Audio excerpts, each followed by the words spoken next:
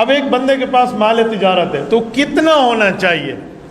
آج کل سونے اور چاندی کا ریٹ بہت زیادہ فرق آ گیا ہے، سونے اور چاندی کے بڑے ریٹوں میں فرق ہے۔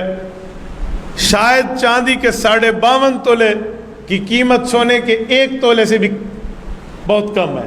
سونے کا 1 تولہ لاکھ کو کراس کر چکا ہے اور 52.5 تولے چاندی کی قیمت میری معلومات میں کوئی 80,000 کے لگ بھگ ہے، تو یہ اس سے بہت کم ہے۔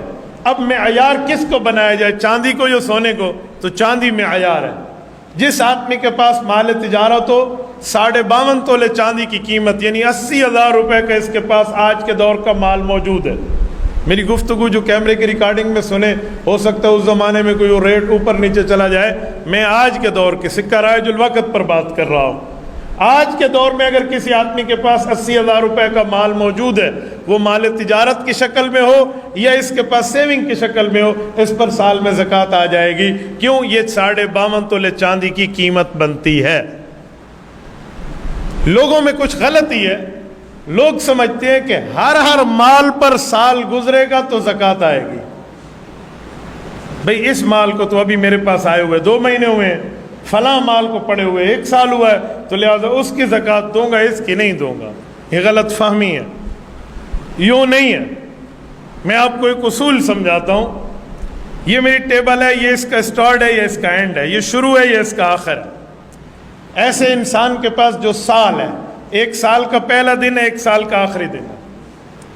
اگر سال کے شروع میں یہ صاحب نصاب ہے، اس کے پاس زکوٰۃ جتنے پیسے ہیں، اور سال کا آخر آیا اس کے پاس زکوٰۃ جتنے پیسے ہیں، تو اس پر پوری مالیت پر زکوٰۃ فرض ہے، چاہے اس کی مالیت میں 1 مہینہ پہلے پیسے داخل ہوئے ہیں یا 6 مہینہ پہلے پیسے داخل ہوئے ہیں۔ یہ غلطی کیوں پائی جاتی ہے عوام میں؟ اس کی بنیادی وجہ یہ ہے کہ ہم لوگوں نے زکوٰۃ کا مہینہ مقرر کر رکھا ہے، دن مقرر نہیں کیا۔ حالانکہ زکوٰۃ کا مہینہ مقرر نہیں کرنا چاہیے، زکوٰۃ کا دن مقرر کرنا چاہیے۔ سال پورا ہوتا ہے مہینے پہ نہیں، مہینہ تو 30 دن کا ہے، سال پورا ہوتا ہے کسی دن میں جا کر۔ دسمبر پہ سال پورا نہیں ہوتا، 31 پہ آ کر سال پورا ہو رہا ہے۔ تو ہمیں زکوٰۃ کی ادائیگی کا دن مقرر کرنا چاہیے۔ بنیادی نقطہ یہ ہے، ہمیں دن ایک مقرر کر لیں۔ مثلاً اور دن بھی اسلامی سال کا ہونا چاہیے، کیونکہ جو انگریزی سال ہے نا، اس کے 10 دن زیادہ ہو جاتے ہیں اسلامی سال کے حساب سے۔ 355 اور 365 کا فرق، بعضوں کا 360 اور 365 کا فرق آ جاتا ہے۔ تو اس لیے اسلامی سال کا دن مقرر کریں، کوئی سا دن جس دن آپ صاحب نصاب بن رہے ہیں۔ آپ اپنی ملکیت کو دیکھیں۔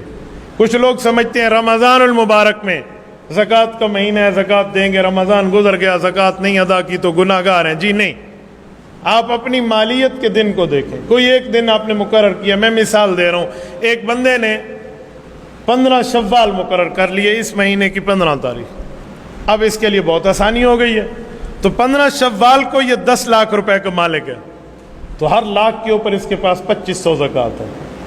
اور اگلا سال آیا ہے تو یہ 5 لاکھ کا مالک ہے، سال گزرا ہے نا، تو ہر لاکھ پر 2500 ہے۔